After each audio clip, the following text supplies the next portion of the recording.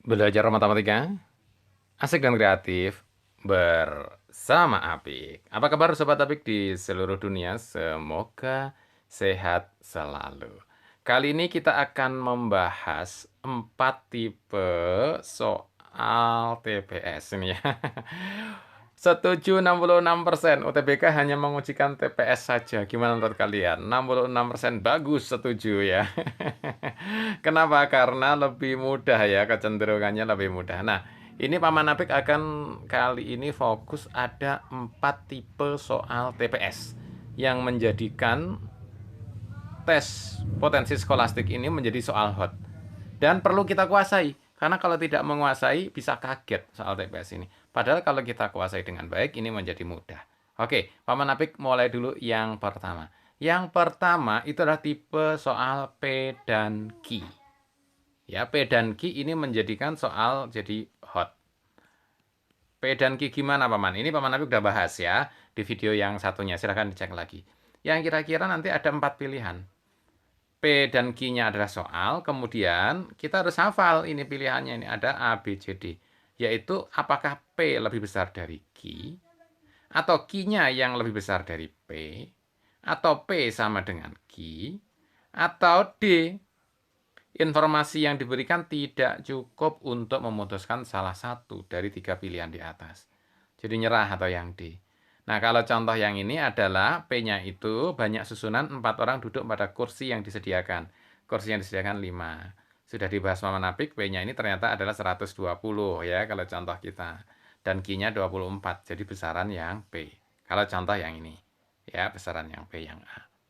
Bisa saja besaran yang Q bisa juga sama dengan, bisa juga tidak bisa disimpulkan. Oke, ini tipe yang ke-1, hot. Oke, yang kedua gimana Paman?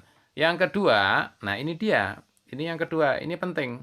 Ini tidak boleh dibaca ketika ujian, waktunya habis. Kalau kita membaca pilihannya ini ketika ujian. Pilihan A, B, C, D, E ini harus kita hafalkan sekarang. Karena akan diulang-ulang. Ya, seperti yang tadi. Yaitu yang tipe ke-1 yang PQ ini harus hafal sekarang. Ya, sebelum ujian. Nanti kalau ujian baru mikirin pilihannya, habis waktu. Jadi yang A itu akan konsisten bahwa pernyataan satu saja cukup gitu ya untuk menjawab pertanyaan. Tetapi pernyataan dua saja tidak cukup. Itu yang A ya, satu saja cukup. Yang B adalah dua saja cukup. Tetapi pernyataan satu tidak cukup. Oke. Yang C, dua pernyataan bersama-sama cukup untuk menjawab pertanyaan. Tetapi satu pernyataan saja tidak cukup. Itu yang C. Yang D, pernyataan satu saja cukup dan pernyataan dua saja cukup. Nah, satu cukup, dua cukup. Dan yang E, pernyataan satu dan dua tidak cukup. Wah, gimana itu contohnya, Pak? Ya, contohnya ini. Kalau contoh yang ini, Paman Apik sudah menjawab adalah yang C ya. Dua pernyataan bersama-sama, baru cukup. Bagaimana kalau jawaban yang A, Paman? Jawaban yang B? Silahkan dicek di video Paman Apik yang berikut-berikutnya ya. Jadi Paman Apik akan memberikan latihan banyak. Ikuti terus di channel Paman Apik dan di playlistnya. Tipe 2, tipe 1 juga kita akan banyak bahas sehingga semuanya bisa terbantu. Semoga lulus masuk universitas yang diidam-idamkan. Oke. Tipe 3. Tipe 3 sebenarnya ini sudah sering sekali.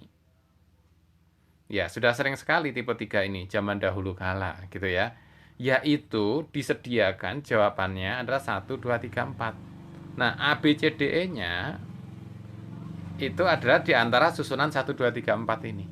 Lagi-lagi Paman Apik menyatakan A, B, C, D, E-nya harus kita hafal sekarang.